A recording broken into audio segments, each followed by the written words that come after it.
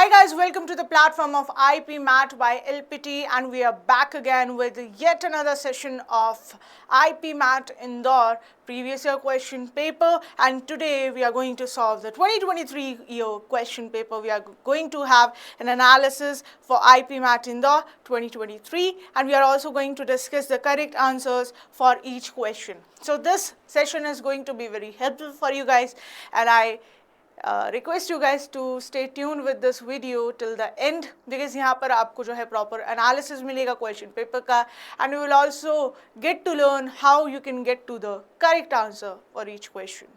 So without any further ado, let's get started. Start करते हैं हमारे इस session को. So we have over here the passage. So यहाँ पर हमारे पास passage है, and passage में देखिए क्या कहा जा रहा है.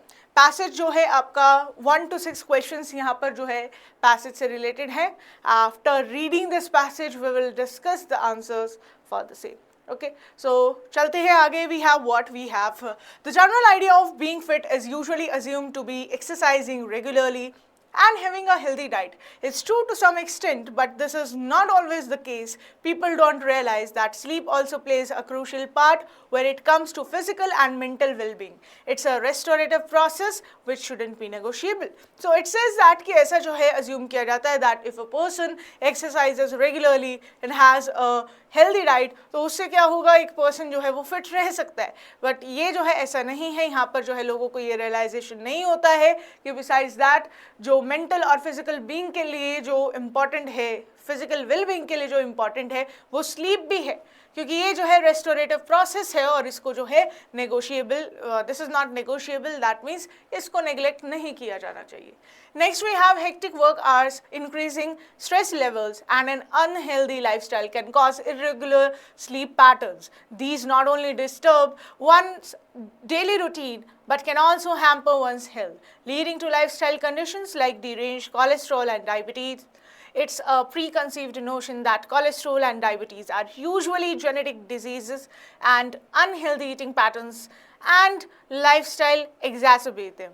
It is not generally known that sleep deprivation can put a person at risk of both deranged cholesterol and diabetes. So यहाँ पर ये बोला जा रहा है कि जब एक पर्सन की जो है लाइफ में हेक्टिक वर्किंग आवर्स हो जाते हैं, उससे क्या होता है, स्ट्रेस लेवल बढ़ता है, और अनहेल्दी लाइफस्टाइल की वजह से स्लीप पैटर्न्स जो है वो इंटरप्ट होते हैं.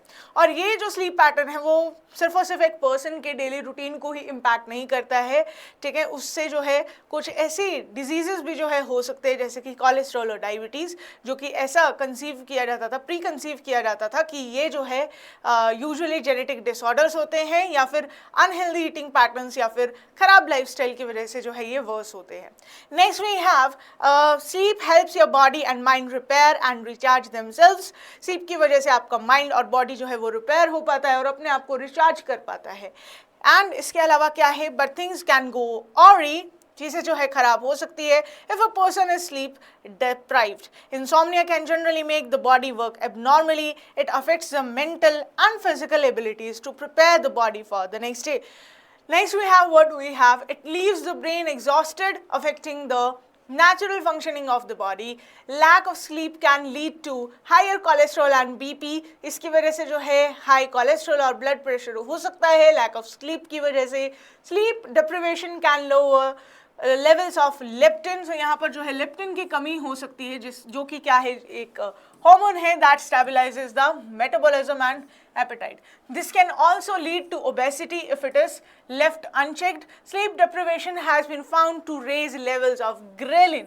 So इसमें reduction किसका होता है, लेप्टिन का होता है, जो क्या करता है, आपके मेटाबॉलिज्म को स्टेबलाइज करता है, और ग्रेलिन जो है उसके लेवल जो है बढ़ जाते हैं, जिसकी वजह से क्या होता है, that is the hunger hormone that in return क्या करता है, इससे क्या होता है, decrease level of leptin and increase level of ghrelin leads to what, मतलब इससे जो है भूख ज़्यादा लगती है लोगों को, right. So next we have that's why people seek relief in foods that raise blood sugar. The American Academy of Sleep Medicine recommends that adults should get a minimum of 7 to 8 hours of sleep each night. Staying up late can lead to consuming unhealthy snacks and junk food high in carbs and sugar. All this increases the risk of type 2 diabetes and is equally connected to obesity. So यहाँ कहा जा रहा है कि जब sleep deprivation होता है, when a person stays awake till late night, so क्या होता है, वो पर्सन जो है for sure he will feel the hunger and उससे क्या होगा, he will start consuming the snacks जिसमें क्या होते हैं कार्ब्स, शुगर्स और ये सब जो है बहुत ज़्यादा हाई लेवल में होता है. तो ये कहीं ना कहीं क्या करता है, टाइप 2 डायबिटीज़ के रिस्क को भी बढ़ा देता है एंड इससे जो है ओबेसिटी होने के भी रीज़न आप कह सकते हो कि ये एक है. Next we have what, just like any other routine, having a definite sleeping pattern can help a person maintain a cycle of rest and activity. Sleeping at the same time every day and waking up on time will encourage quality sleep. So कह रहा है कि अगर आप time से सोते हैं, time से जो है अगर जागते हैं अगले दिन, तो उसकी वजह से जो आपकी स्लीप की क्वालिटी है वो भी इम्प्रूव होती है. Next we have proper relaxation of body and mind before sleeping, means that one should keep the mobile phone aside for at least half an hour before bed. So अगर आपकी body को जो है स्लीपिंग के लिए जो है सबसे पहले आपकी बॉडी का और माइंड का रिलैक्स होना ज़रूरी है और उसके लिए जो है सोने से पहले आपको आधा घंटा पहले एटलीस्ट जो है अपने फ़ोन को दूर रख देना चाहिए. It helps if the room is dark and quiet and plus one can always read a good book और listen to soothing music which can lull one into deep sleep. So यहाँ पर कह रहे हैं कि अगर आपको स्लीप अपनी इम्प्रूव करनी है, you have to sleep on time और उसके लिए आपको फ़ोन जो है दूर रखना होगा, आपको जो है रूम अपना डार्क और क्वाइट रखना है ताकि अच्छी स्लीप आपको मिले एंड उसके बाद क्या है, एक गुड बुक या फिर कोई सूदिंग म्यूजिक सुनकर जो है थोड़ा सा आपके लिए चीज़ें इम्प्रूव हो सकती है, यानी कि आप सो पाएंगे, right. So we have the question number 1 over here and that is being deprived of sleep can result in. अगर एक पर्सन जो है स्लीप डिप्राइव्ड है तो उसकी वजह से उसको क्या हो सकता है. So we have option A that is mental exhaustion, option B terminal illness, option C hunger satiation and option D that is metabolism loss. So sleep deprivation का जो डायरेक्ट जो है इम्पैक्ट क्या है वो हमें बताना है. देखो टर्मिनल इलनेस तो होती है but this is not the direct hunger satiation नहीं होता है. हंगर सेशिएशन का मतलब क्या हुआ, हंगर को सेटिस्फाई मिलना, तो यहाँ पर कोई सेटिस्फेक्शन नहीं मिल रहा है. Next we have metabolism loss, ये इनडायरेक्ट है. डायरेक्ट इम्पैक्ट क्या है, it leads to mental exhaustion और मेंटल एग्जॉस्शन होगा so you will be sleep deprived and so on, this cycle will go on. Next we have question number 2. Question number 2 कह रहे हैं, in what way does sleep contribute to a person's well-being? Option A, by helping the body replenish its resources. Option B, that is by adding power and strength to the muscles. ये नहीं होगा. Option C कह रहा है by increasing a person's appetite. ये तो sleep deprivation का होता है तो sleep का contribute नहीं हुआ. Next we have by regularizing a person's daily routine. This is just a way to improve your sleep, ना कि ये इसका contribution है. So we will eliminate option D as well. So यहाँ पर अगर आप देखो यहाँ पर क्या बोला गया था, that it is a restorative process, right, जो कि हमारी बॉडी को क्या करता है, रिस्टोर करने का, रिप्लेनिश करने का जो है काम करता है, right. So that is why the correct answer for this question will be what, option A. Moving forward to next question. Question number 3 कह रहा है, in order to remain physically fit one must do what. Option A कह रहा है maintain a set sleep pattern. Option B snack frequently, ये तो होगा नहीं. नेक्स्ट कह रहा है रेज लेवल्स ऑफ ग्रेलिन, उसकी वजह से तो प्रॉब्लम होती है, राइट. सो ऑप्शन बी भी एलिमिनेट हो जाएगा. नेक्स्ट है read a good book every night. Okay, good book से तो स्लीप इंप्रूव होती है ना, आपको कोई फिजिकली कुछ फिट तो नहीं रख रहा है, right. So we will eliminate option D as well and the correct answer for this question will be what, option A, that is maintain a set sleep pattern. So अगर आप time से उठेंगे, time से जागेंगे, सो उससे क्या होगा, सोएंगे तो क्या होगा, आपका जो फिटनेस है वो जो है इम्प्रूव होगा, right. So that is where the correct answer for this question will be option A. Now moving forward to next question, question number 4. Question number 4 कह रहा है, the main focus of the passage is on the, किस चीज़ पर जो है main focus है यहाँ पर passage का, that is ये आपसे पूछ रहे हैं what is the main idea. So we have question number 4 का option A, that is perils of insomnia and irregular sleep patterns, जो कि यहाँ पर आपको देखने को भी मिला कि क्या क्या जो है problems आपको face करनी पड़ सकती है cause of the insomnia, right. और इसके अलावा इरेगुलर स्लीप पैटर्न्स भी जो है कैसे इम्पैक्ट करता है। We have option B that is stability of leptin and ghrelin in the body. यहाँ तो इंस्टेबिलिटी की बात की गई थी, right? Next we have C, that is ill effects of junk food high in carbs and sugars. ये discussion है, but this is not the main focus of the passage. So we will eliminate option C as well. We have option D, and that is dangers of high levels of cholesterol and diabetes. Okay, यहाँ पर indirect ये आप कह सकते हो कि danger होता है, but main focus क्या है? That is sleep deprivation. Sleep के बारे में यहाँ पर बात की गई है, insomnia की बात की गई है. So that is why the correct answer for this question will be option A.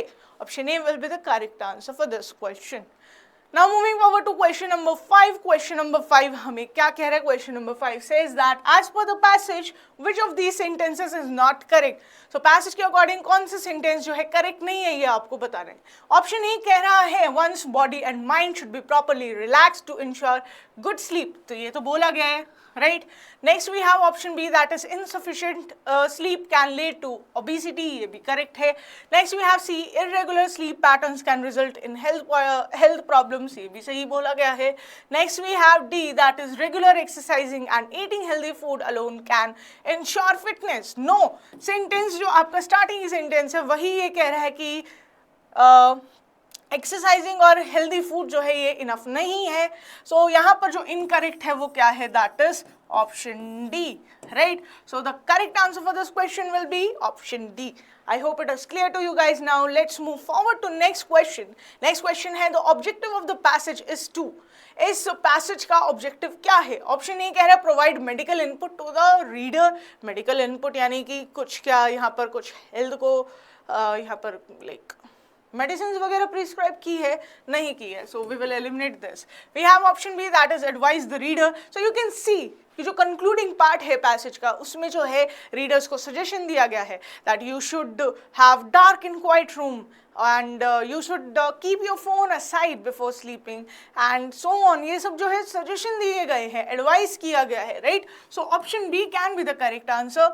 Option C कह रहा है present psychological insights to the reader. यहाँ पर कोई साइकोलॉजिकल इंसाइट्स नहीं दिया गया है कि साइकोलॉजिकल लेवल पर क्या इम्पैक्ट होता है। So we will eliminate option C as well. We have D, and D क्या कह रहा है? Expose the readers to disinformation. Disinformation देना नहीं है, सो ये भी एलिमिनेट हो जाएगा।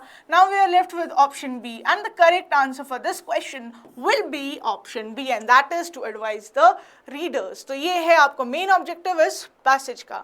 Now let's move forward to next passage. हमारे पास second passage यहाँ पर है from question number 7 to question number 12 जो है questions आपके इस passage के ऊपर है। Now let's just read what this passage says.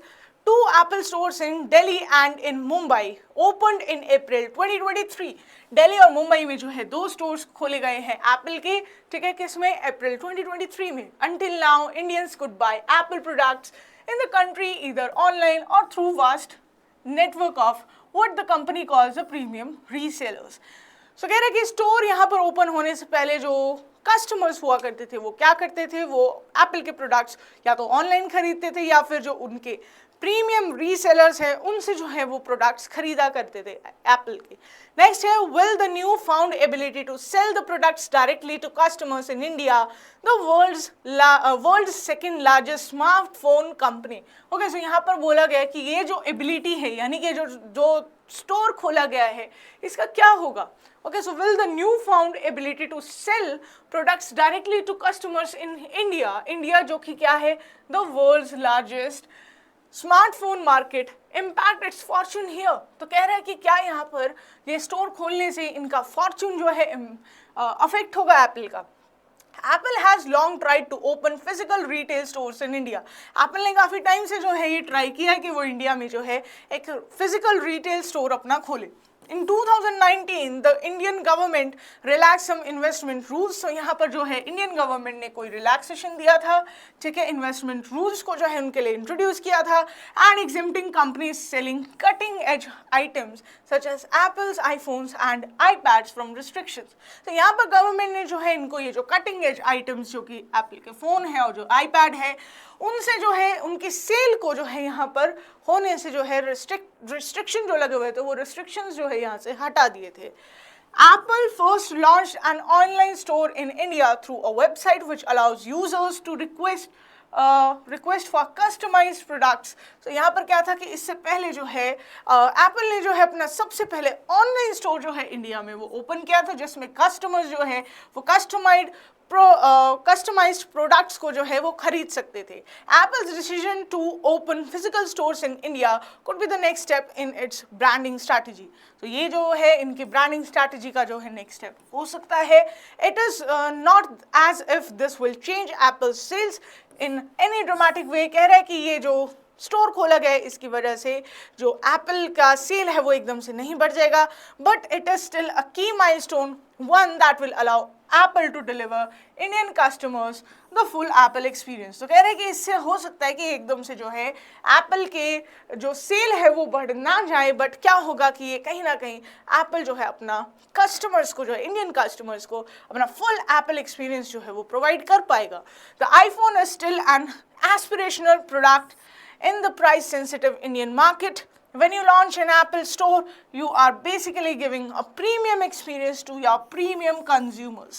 तो यहाँ पर कह रहा है कि इंडियन मार्केट जो है वो बड़ी प्राइस सेंसिटिव है, it is conscious about the price, but यहाँ पर क्या है, यहाँ पर ये जो इनके प्रीमियम कंज्यूमर्स है, the ones who can buy these products, उनको जो है एक प्रीमियम एक्सपीरियंस ये दे सकते हैं. It might not pull up sales, इससे जो है सेल्स भले ही ना हो, बट इससे क्या होगा, लोग जो है और एप्पल के इकोसिस्टम में बढ़ जाएंगे, यानी कि जो ऑलरेडी कंज्यूमर्स हैं वो क्या होंगे, वो और जो है और भी चीज़ों को एक्सप्लोर कर पाएंगे. They would have greater experience, right, जो कि उनको रीसेलर्स और ऑनलाइन स्टोर में इतना नहीं मिल पाता था. Next we have setting up an Apple store in India is also a statement that the country is now big enough for Apple. तो यानी कि अब जो एप्पल इंडिया में अपना स्टोर खोल रही है, तो ये शो इससे मतलब किया जा रहा है कि जो एप्पल है, यानी कि इट इज प्रूवन कि जो एप्पल जैसी कंपनी के लिए इंडिया जो है बहुत ज़्यादा डेवलप हो चुका है. So if a company like Apple is opening a physical store in India, this means कि इंडिया जो है काफ़ी कैपेबल बन चुकी है, राइट. सो या to be actually interested in expanding the operations here and comes at a time when India is rising fast as a manufacturing base for the iPhone. So यहाँ पर जो है क्या है कि जो इंडिया जो है वो बहुत ज़्यादा डेवलप हो रही है, और यहाँ पर कहा जा रहा है कि इंडिया को जो है अपना मैन्युफैक्चरिंग बेस जो है वो बना सकती है Apple. Next we have Apple first began making a lower end model of iPhone in 2017. तो 2017 में जो है इंडिया में जो है एप्पल ने अपने लोअर एंड के मोबाइल फ़ोन जो है वो बनाने शुरू करे थे, राइट. फिर बाद में क्या हुआ, they started producing iPhone 14 in the country, which now accounts for 5% of total Apple production, iPhone production, right. So यहाँ पर कह रहा है कि जो एप्पल थे वो अपने लोअर एंड जो है आईफोन्स, यानी कि जो उससे पहले के जो भी लोअर वाले जो मॉडल्स थे उनको वो यहाँ पर मैन्युफैक्चर कर रहे थे, बट अब क्या है आईफोन 14 को जो है ये यहाँ पर मैन्युफैक्चर कर रहे हैं, जो कि क्या है, जो कि पूरा जो ओवरऑल आईफोन प्रोडक्शन है उसका 5% है. Next we have for years Apple had relied on China's sophisticated manufacturing network to produce the bulk of its product, but analysts predict that by 2025 a quarter of all iPhones the company makes could be produced in India. Apple was already making between 5 to 7% of its product in India. They are targeting to go up to 25% of their manufacturing capacity. So कह रहे हैं कि पहले Apple जो है वो China पर rely करता था, बट ऐसा एनालिस्ट कह रहे हैं कि 2025 तक हो सकता है 1/4 जो है आईफोन की प्रोडक्शंस वो इंडिया में होगी, और ऑलरेडी जो है 5 to 7% जो इनके प्रोडक्ट्स है एप्पल के वो इंडिया में मैन्युफैक्चर हो रहे हैं, एंड ऐसा जो है एक्सपेक्ट किया जा सकता है कि ये जो है 25% तक जा सकता है. इन 2022 एप्पल हैड 60% मार्केट्स. तो यहाँ पर कह रहा है कि 2022 में जो है एप्पल के जो है 60% मार्केट शेयर जो है वो इंडियन प्रीमियम स्मार्टफोन का इन्होंने ऑक्यूपाई किया है, यानी कि जो इंडिया में प्रीमियम स्मार्टफोन की जो मार्केट है उसमें 60% जो है डोमिनेंस किसकी है, वो एप्पल की है, which refers to mobiles that cost 40,000 और मोर. इसमें क्या है, इसमें वो मोबाइल्स आते हैं वो कंसिडर किए गए हैं, जिनका प्राइस जो है 40,000 या उससे ज़्यादा हो सकता है, अहेड ऑफ सैमसंग्स 21% शेयर, यानी कि ये सैमसंग के शेयर से जो है आगे है, जो कि 21% ही है। Next we have Apple is doing well across categories, the real issue will be to pull consumers to this flagship centers without alienating the partner sellers. तो यहाँ पर इनके लिए जो सबसे बड़ा इशू एप्पल के लिए ये होगा कि जो उनके ऑलरेडी जो प्रीमियम रीसेलर्स थे उनको एलियनेट ना किए, खुद के ही फिजिकल स्टोर्स में जो है कस्टमर्स को जो है अट्रैक्ट करना इनके लिए थोड़ा सा जो है वो प्रॉब्लम हो सकता है। Apple has finally understood that India's premium market is growing, so why not be serious about it. So Apple को पता है कि जो इंडिया की प्रीमियम मार्केट है वो डेवलप हो गई है, सो क्यों ना इसमें जो है वो लोग इन्वेस्ट करें, सीरियस हो जाए, right. So we have sentence, okay, so we have question number 7, let's discuss the correct answers for this question. तो यहाँ पर है Apple's challenge while opening physical store is 2, तो यहाँ पर क्या जो है इनका चैलेंज रहेगा एप्पल के लिए। सो ए कह रहा है provide stimulation that draws customer away from other sellers, we have B that is offer parallel products package more attractively, ऐसा कोई डिस्क्रिप्शन नहीं है। C we have retain links with their partner sellers while drawing the customers to their stores, जो कि यहाँ पर last line में आपको देखने को मिल ही रहा है। यहाँ पर क्या बोला है कि इनके लिए इशू क्या होगा, अपने फ्लैगशिप सेंटर्स पर जो है कंज्यूमर्स को लेकर आना without alienating their partner sellers.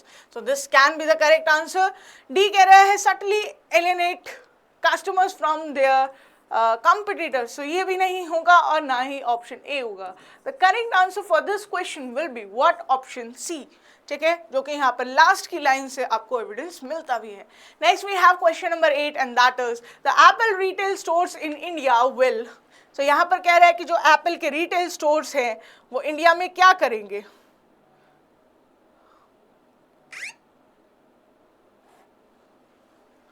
Okay, so यहाँ पर क्या कह रहा है, यहाँ कह रहा है the Apple retail stores in India will, तो क्या करेंगे एप्पल के रिटेल स्टोर्स इंडिया में। Option A that is bring in more customers and increase sales, option B कह रहा है not have any impact on Apple's image, next कह रहा है drive healthy competition in the smartphone market, and next कह रहा है not materially impact sales of iPhone. So यहाँ क्या कह रहा है कि क्या इम्पैक्ट होगा इनके स्टोर खोलने का। ऑप्शन ये कह रहा है bring in more customers and increase sales, यहाँ पर ऑलरेडी बोला गया कि ऐसा नहीं होगा, so we will eliminate option A from here. We have option B and that is not have any impact on Apple's image, ये भी ऐसा कुछ डिस्क्रिप्शन नहीं है। Next we have drive healthy competition in the smartphone market, यहाँ पर जो है ऑलरेडी जो कॉम्पिटिशन है वो बड़ा टफ जो है वो कंपटीशन दे रही है सैमसंग जैसे ब्रांड को, सो ये भी यहाँ पर नहीं है। सो यहाँ पर सही आंसर क्या होगा, the correct answer for this question will be option D.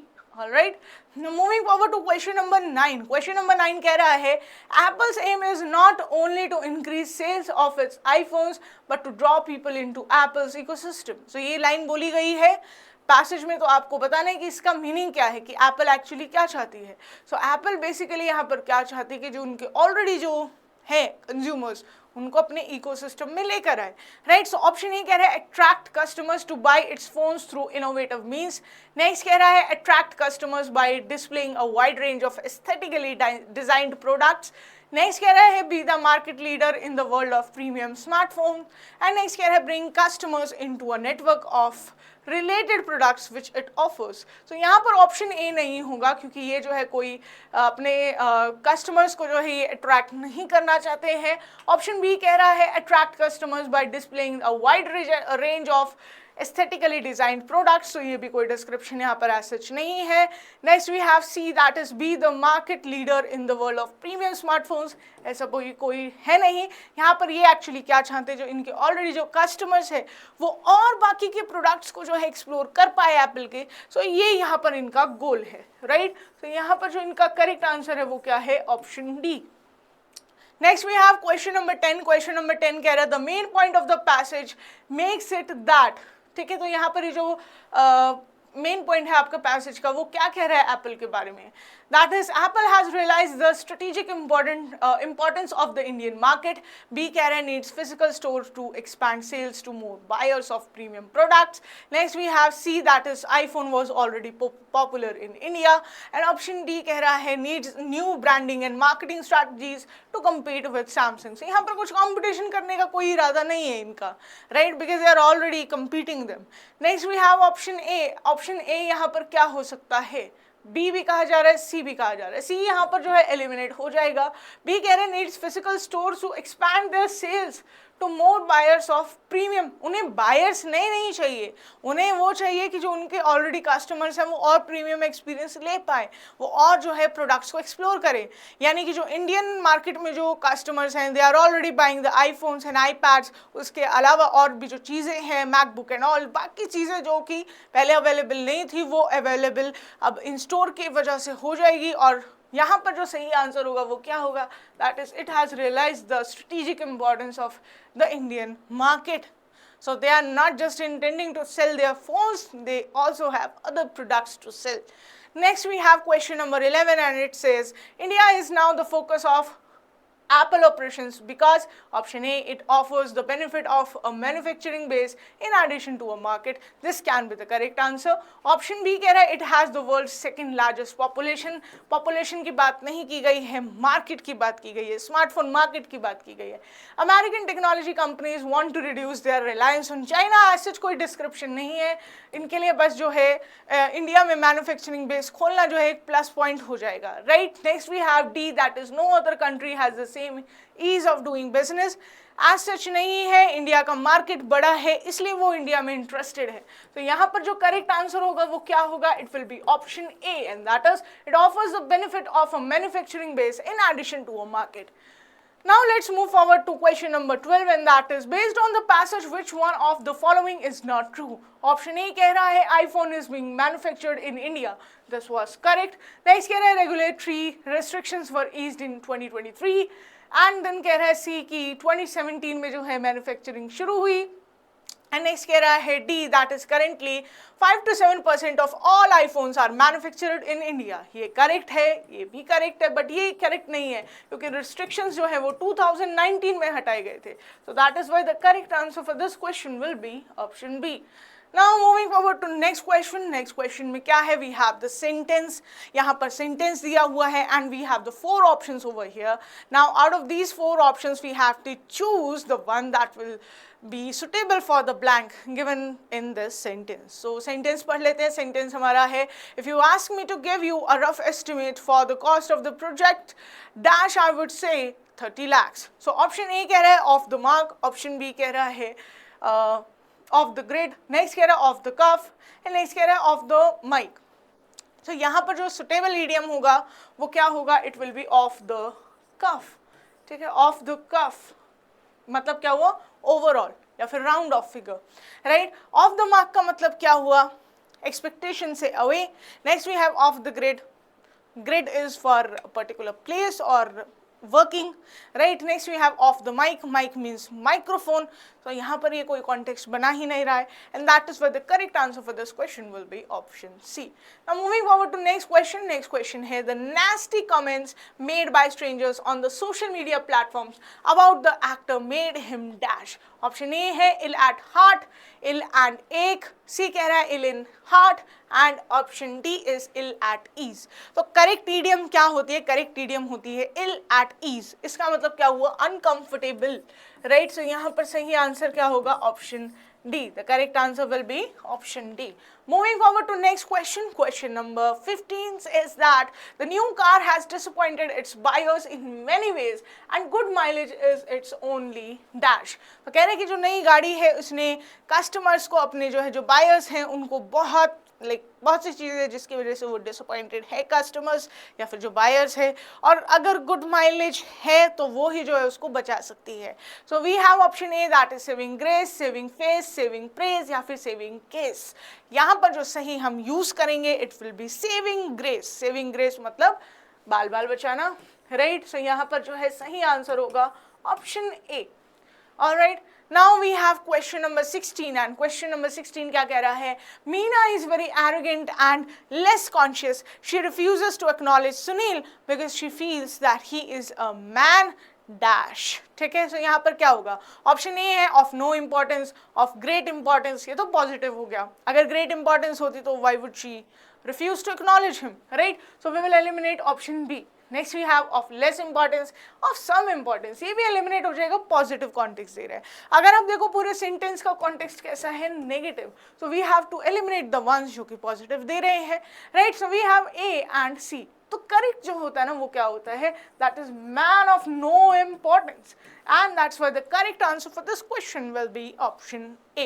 I hope it is clear to you guys. Now moving forward to next question. Next question है, question number 17 says that some big shots know how to escape the law even after they violate it.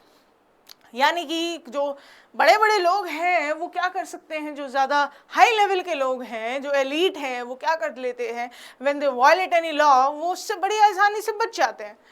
And next क्या कह रहा है, however the dash who are more often apprehended and punish. तो कह रहे हैं कि जो एलीट लोग हैं वो तो बच जाते हैं, बट जो बेचारे जो गरीब हैं या जो नॉर्मल है, जो कॉमनर्स हैं, वो जो है they get punish and apprehended. So option A कह रहा है small fry, option B is tiny shots. अब ये मत देखना बिग शॉट्स है तो ये भी टाइनी शॉट्स हो जाएगा, नहीं है, सच कुछ नहीं होता. Tiny fish and small fish ये दोनों भी नहीं होंगे. तो यहाँ पर जो सही आंसर होगा वो क्या होगा, option A, that is small fry. So जो आप कह सकते हो लाइक एलीट्स का ऑपोजिट जो होता है उसके लिए आप यूज करते हो क्या, small fry. Okay, now moving forward to question number 18. Question number 18 क्या कह रहा है, a few brands tailor their pants in such a way that it is easy for people with prosthetic legs to put them on. This is how they dash. कह रहे हैं कि कुछ ऐसे ब्रांड्स ऐसे होते हैं जिन्हें पता होता है कि कैसे पैंट्स को टेलर करना है, एंड वो लोग जो प्रोस्थेटिक लेग्स को यूज करते हैं वो इन्हें जो है पहन सकते हैं, and that is how they do what.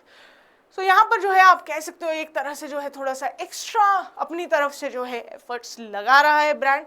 So we have option A, that is go the extra level. B कह रहा है go to the extreme level. C कह रहा है go the extra mile. And D कह रहा है go the entire mile. जो करेक्ट इडियम है वो क्या है, दैट इज सी, यानी कि go the extra mile. Go the extra mile का मीनिंग क्या होता है, थोड़ा सा एक्स्ट्रा जो है एफर्ट्स लगाना. Next we have it grieved me dash my friends serious illness. ठीक है, सो यहाँ पर क्या कह रहा है कि मेरे फ्रेंड के जो सीरियस इलनेस को क्या करके आपको बता रहे क्या होगा, मुझे जो है दुख महसूस हुआ. ऑप्शन ई कह रहे हैं to hear regarding, option B कह रहे हैं हियरिंग रिगार्डिंग, ऑप्शन सी कह रहा है in hearing, and option D कह रहा है to hear of. So what should be the correct answer over here. अगर आप यहाँ पर देखो, यहाँ पर क्या कह रहा है, टू हियर रिगार्डिंग. सो ये तो होगा नहीं, राइट, ना ही बी होगा हियरिंग रिगार्डिंग, ये दोनों नहीं हो सकता. करेक्ट आंसर यहाँ पर क्या होगा, it will be D. Okay, correct answer यहाँ पर क्या होगा, डी होगा, that is to hear of. Okay, so it grieved me to hear of my friend's serious illness. Okay, now moving forward to question number 20. Question number 20 क्या कह रहे हैं, my aunt Seema was the most generous of all the members of our family. Whenever we went out for dinner, she always insisted to pay for the meal. Okay, so यहाँ पर जो है सही answer क्या होगा, option A कह रहा है that she will be paying for the meal. B कह रहा है that she pay for the meal. C कह रहा है that she had paid for the meal, and D कह रहा है on and paid for the meal. Okay, so what should be the correct answer over here? यहाँ पर क्या होगा सही answer, the correct answer will be option B, that she pay for the meal. Okay, to pay for the meal नहीं होगा. ठीक है, यहाँ पर वो she insisted to pay for the meal. इसका मतलब ये हुआ कि वो insist करती है मेंबर्स को, फैमिली मेंबर्स को, कि वो पे करे, यानी कि फैमिली मेंबर्स पे करे, बट एक्चुअली क्या है, जो आंट है वो पे करना चाहती है. सो यहाँ पर क्या है, लाइक वेग सेंटेंस ये फ्रेम किया जा रहा है, राइट. सो आपको क्लैरिटी शो करनी होगी कौन एक्चुअली जो है पे करने की बात कर रही है, aunt. So for that we will mention she. Okay, so the correct answer for this question will be option B. Moving forward to next question, question number 21. 21 क्या कह रहा है, listening to the recording of cricket commentary from the past can be great fun, especially the last few overs when the best players are gone and the tailenders try their best to run between the wickets. without getting out. This is when you realize that nothing much has changed, hasn't it? So हमें ये जो underline portion है इसमें correction बताना है. देखो यहाँ पर क्या है, ये जो आपका सेंटेंस है ये क्वेश्चन टैग का सेंटेंस है. सो क्वेश्चन टैग में क्या होता है, we have a particular sentence, then हम कॉमा लगाते हैं, फिर उसके बाद जो है हम एक हेल्पिंग वर्ब यूज करते हैं, सब्जेक्ट यूज करते हैं और क्वेश्चन मार्क लगाते हैं. अब जो आपका हेल्पिंग वर्ब लगता है ना, वो उस हेल्पिंग वर्ब के अकॉर्डिंग लगता है जो भी आप सेंटेंस आप यूज कर रहे हो. सब्जेक्ट भी जो है उसी के अकॉर्डिंग लगता है. अब इसमें एक चीज है कि अगर आप यहाँ पर वर्ब जो है नेगेटिव यूज कर रहे हो तो यहाँ पर जो है हेल्पिंग वर्ब आपको पॉजिटिव कॉन्टेक्स्ट में यूज होना चाहिए. अगर यहाँ पर आप पॉजिटिव यूज कर रहे हो तो इस एंड में जो है नेगेटिव कॉन्टेक्स्ट में यूज होना चाहिए. अब इसका मीनिंग क्या है, मीनिंग ये है, अगर आप यहाँ देखो यहाँ पर ना नथिंग कहा गया है, nothing has much change, nothing much has change, hasn't it, तो ये ना गलत हो गया. क्यों? क्योंकि यहाँ पर आप नेगेटिव वर्ब का यूज कर रहे हो और यहाँ पर आपने क्या लिख दिया, हैज नॉट, यानी कि हैजंट लिख दिया. सो नेगेटिव नेगेटिव नहीं हो सकता, नेगेटिव है तो फॉलोइंग वाला क्या होना चाहिए, पॉजिटिव होना चाहिए. तो यानी कि यहाँ पर हैजंट इट नहीं आएगा, क्या आएगा, हैज इट आएगा. राइट, हैज इट आएगा. सो यहाँ पर सही आंसर कौन सा हुआ, the correct answer will be option D. ठीक है, ऑप्शन डी जो है इसका सही आंसर होगा. I hope it is clear to you guys. Now let's move forward to next question. Next question हमारा ये रहा. Question number 22 क्या कह रहा है, when you play the secret Santa, you are expected to buy a gift for whoever you are assigned without letting them know that you are the one buying the gift. तो यहाँ पर जो है this is the part of the sentence जिसमें आपको correction बतानी है. अब यहाँ पर ना क्या यूज किया गया है, whoever. So whoever ना यहाँ पर गलत है. Why so? यहाँ पर जो whoever है ये क्या है, एक relative pronoun है, right? अब relative pronoun ना यूज हम किसके अकॉर्डिंग करते हैं, हम यूज करते हैं उससे पहले यूज होने वाले किसी भी तरह के सब्जेक्ट से या फिर उसके बाद में यूज होने वाले सब्जेक्ट से. अब यहाँ पर अगर आप देखो क्या कह रहे हैं, you are expected to buy a gift. ठीक है, तो इसका जो एंटीसीडेंट है वो क्या है, यहाँ पर मेंशन नहीं है. ठीक है, किसके लिए, फॉर द पर्सन असाइन. तो यहाँ पर ये जो whoever है ना, ये किसको रिलेट कर रहा है, जो पर्सन जिसको असाइन किया गया है. ठीक है, बेसिकली ना ये बोला जाता है कि जब भी आपके रिलेटिव प्रोनाउन के बाद में ना एक सब्जेक्ट आ जाता है, कोई नया सब्जेक्ट आ जाता है, उस केस में हम whom की फॉर्म्स का यूज़ करते हैं. अगर कोई सब्जेक्ट नहीं होता हम यूजुअली क्या यूज़ करते हैं, who की फॉर्म्स यूज़ करते हैं. तो यहाँ पर ना क्या आना चाहिए, यहाँ पर whomever आना चाहिए. राइट, क्योंकि यहाँ पर जो है जो whomever आप यूज़ कर रहे हो किसको रिलेट करने के लिए, जो गिफ्ट एक्चुअली रिसीव करेगा. सो रिसीव करने वाला क्या होगा, ऑब्जेक्ट होगा. राइट, जैसे मैं कह रही हूँ अमन इज लिसनिंग टू अरुण. सो यहाँ पर जो अमन इज टॉकिंग टू, मैं एक बार सेंटेंस लिख देती हूँ ताकि आपको क्लियर हो जाए. जैसे सेंटेंस है अमन इज टॉकिंग टू आकाश, ये सेंटेंस है जैसे कि. ठीक है, सो यहाँ पर ये सेंटेंस है आपका. Now we have what, we have verb. इस सेंटेंस में आपको वर्ब नजर आ रहा है जी, आ रहा है जी. इस एक्शन को परफॉर्म करने वाला कौन है, अमन है. ठीक है, अमन क्या है, एक्शन को परफॉर्म कर रहा है. और आकाश यहाँ पर क्या है, एक्शन को रिसीव कर रहा है. This is the object. Right, अब यहाँ पर ये जो whoever है ना, ठीक है, किसको रिलेट किया गया है, ऑब्जेक्ट को. कैसे भाई, यू तो क्या होगा, यू तो गिफ्ट देगा, है ना. यू जो है, मैं कह रही हूँ यू गिफ्टेड हिम. मान लेते हैं कोई भी रैंडमली जो भी है आपका सीक्रेट सेंटा, कोई हिम है. ठीक है, सो यहाँ पर क्या कह रहा है, यू गिफ्टेड हिम. अब यहाँ पर क्या है, जो अगर आप देखो गिफ्टेड क्या है, वर्ब है, यू कौन है, सब्जेक्ट है. तो सब्जेक्ट गिफ्ट कर रहा है ना, रिलेट किसको कर रहा है, ऑब्जेक्ट को, जो कि रिसीव करेगा. राइट, तो ऑब्जेक्ट के केस में हम क्या यूज करते हैं, whomever यूज करते हैं. And that is why the correct answer for this question will be option ए.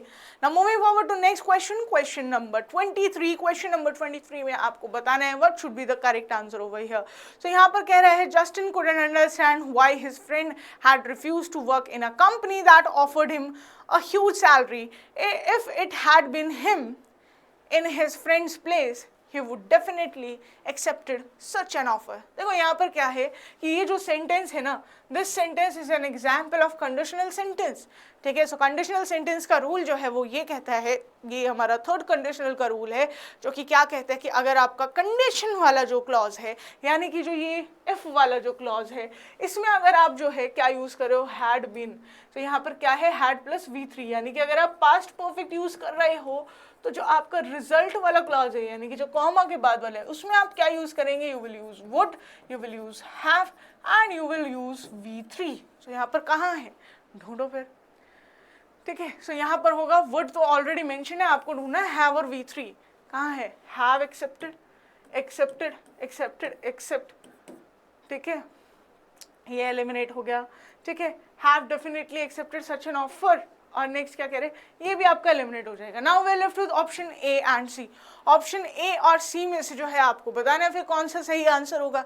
ठीक है, ऑप्शन ए में अगर आप देखो तो क्या कह रहा है, हैव डेफिनेटली, हैव एक्सेप्टेड, दो बार हैव थोड़ा ना लगाएंगे, so we will eliminate this. So we are left with what, we are left with option C, and that is why the correct answer for this question will be option C. ठीक है, I hope आपको clear हो ही गया होगा। Now moving forward to next question, question number 24। Question number 24 क्या कह रहा है, the setting of a story effects the story's plot. अब देखो यहाँ पर गलती क्या है, हमारे पास ना दो वर्ड होते हैं, एक वर्ड है इफेक्ट्स, ठीक है, और एक होता है अफेक्ट्स। ठीक है, अब यहाँ पर जो ये वर्ड है ना, इफेक्ट्स जो वर्ड है, ये नाउन को रेफर करता है, किसको, नाउन को, और ये जो है वो किसको रेफर करता है, ये वर्ब को रेफर करता है। कहने का मतलब जो है, इसको आप प्लूरलाइज कर सकते हो, इसकी आप ना ईडी या फिर आईएनजी फॉर्म बना सकते हो। तो जिसकी आप ईडी और आईएनजी फॉर्म बना सकते हो, यानी कि पास्ट पार्टिसिपल और प्रेजेंट पार्टिसिपल में अगर किसी वर्ड को चेंज कर सकते हो तो वो क्या होता है, वो आपका वर्ब होता है। बट इसको आप प्लूरलाइज कर सकते हो और सिंगुलराइज कर सकते हो, यानी कि इफेक्ट्स कर सकते हो, तो वो क्या होता है, नाउन होता है, राइट। तो यहाँ पर क्या है, इफेक्ट्स लिख दिया, तो दिस इज इनकरेक्ट। यहाँ पर क्या होगा, अफेक्ट्स होगा, राइट। सो अफेक्ट्स कहाँ है, ये रहा अफेक्ट, ये रहा अफेक्ट्स, ये रहा अफेक्ट। अफेक्ट नहीं होगा, अफेक्ट्स होगा, बिकॉज पहली बात तो सेटिंग जो है वो क्या आपका सब्जेक्ट है, यहाँ पर अफेक्ट क्या होगा, वर्ब होगा, राइट। और दूसरी बात क्या है, यहाँ पर जो आप अगर देखो, यहाँ पर जो ऑप्शन ए है ये तो एलिमिनेट यहीं पर हो गया। Now we are left with C and D. C में क्या कह रहा है, स्टोरीज प्लॉट्स, प्लॉट, एंड यहाँ कह रहा है स्टोरी प्लॉट्स। स्टोरी प्लॉट्स नहीं होगा, क्या होगा, स्टोरीज प्लॉट होगा। तो यहाँ पर जो है सही आंसर क्या होगा, option C will be the correct answer over here. I hope it is clear to you guys. Okay, so now we have the paragraph completion questions. ठीक है, सो यहाँ पर जो है हम अभी के लिए वाइंड अप कर रहे हैं। We will just analyze the remaining part of the question paper in the next part. So next part में हम हमारे एनालिसिस को जो है कंटिन्यू करेंगे।